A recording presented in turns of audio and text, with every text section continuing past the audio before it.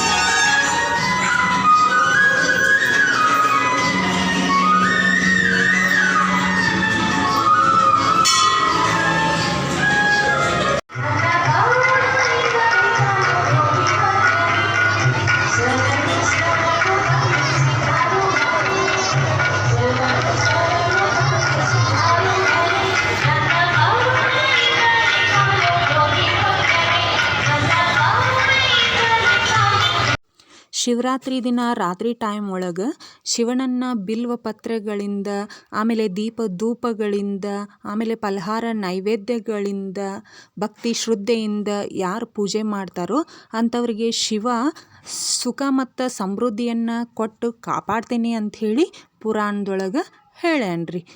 ಅದಕ್ಕೆ ಶಿವರಾತ್ರಿಯನ್ನು ಮಹಾಶಿವರಾತ್ರಿ ಅಂಥೇಳಿ ಕರೀತಾರೆ.